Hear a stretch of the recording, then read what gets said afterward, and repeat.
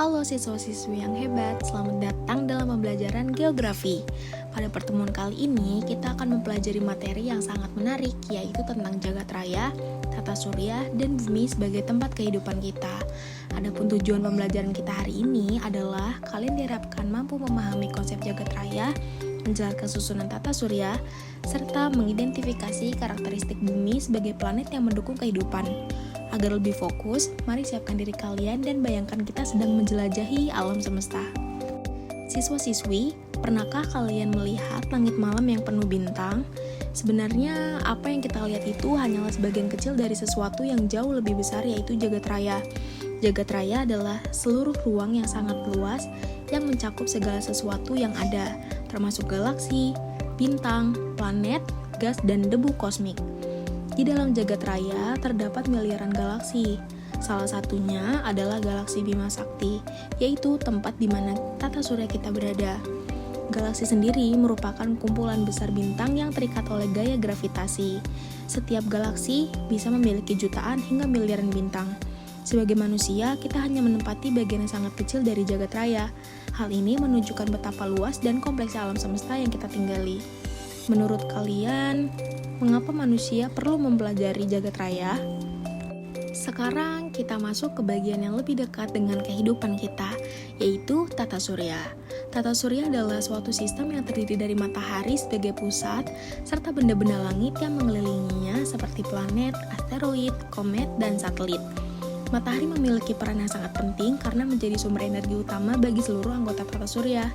Dalam tata surya ini terdapat 8 planet, yaitu Merkurius, Venus, Bumi, Mars, Jupiter, Saturnus, Uranus, dan Neptunus.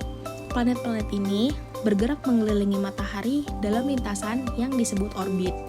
Setiap planet memiliki karakteristik yang berbeda, misalnya Jupiter merupakan planet terbesar, sedangkan Merkurius adalah planet yang paling dekat dengan matahari.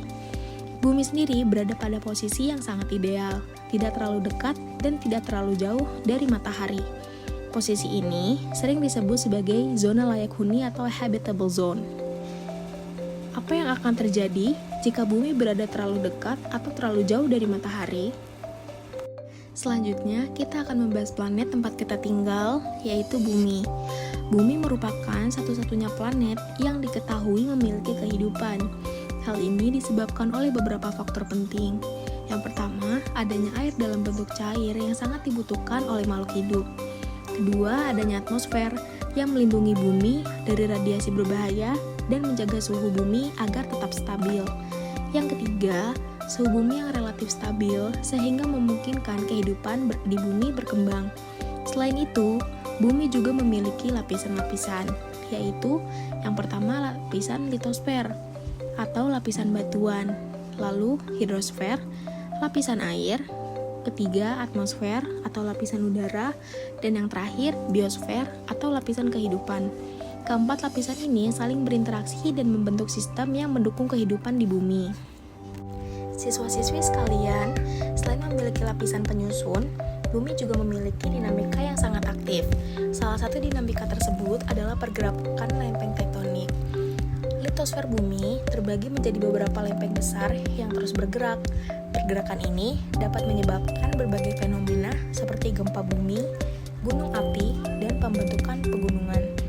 Indonesia sendiri merupakan wilayah yang berada di pertemuan beberapa lempeng besar, sehingga sering mengalami aktivitas gempa dan vulkanisme.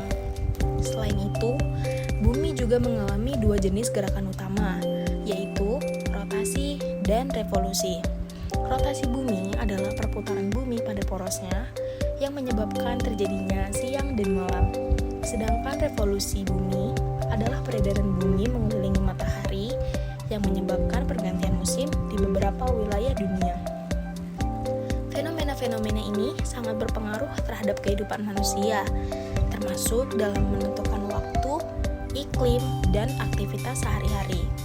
Selanjutnya, bumi juga memiliki medan magnet yang berfungsi melindungi kita dari radiasi berbahaya yang berasal dari luar angkasa. Tanpa perlindungan ini, kehidupan di bumi akan sangat sulit berkembang. Coba kalian bayangkan bagaimana kondisi bumi jika tidak memiliki atmosfer dan medan magnet. apa yang akan terjadi? Siswa-siswi, penting untuk kita pahami bahwa bumi bukan hanya tempat tinggal, tetapi juga sistem yang harus dijaga keseimbangannya. Aktivitas manusia seperti penebangan hutan, pencemaran lingkungan, dan eksploitasi sumber daya alam secara berlebihan dapat merusak keseimbangan tersebut. Dampaknya bisa kita rasakan hari ini, seperti perubahan iklim, bencana alam, menurunnya kualitas lingkungan. Nah, kita sebagai generasi muda memiliki peran penting dalam menjaga bumi.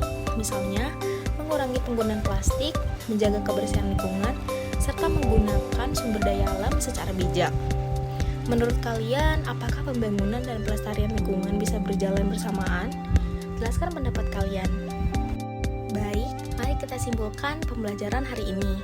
Jagat Raya adalah keseluruhan alam semesta yang sangat luas. Di dalamnya terdapat galaksi, termasuk galaksi Bima Sakti tempat tata surya kita berada. Tata surya terdiri dari matahari sebagai pusat dan planet-planet yang mengelilinginya. Dan bumi adalah salah satunya planet yang mendukung kehidupan karena kondisi alaminya yang ideal. Sebagai generasi masa depan, penting bagi kalian untuk tidak hanya memahami konsep ini, tetapi juga memiliki kesadaran untuk menjaga bumi. Terima kasih atas perhatian kalian. Sampai jumpa pada pembelajaran berikutnya. Terima kasih.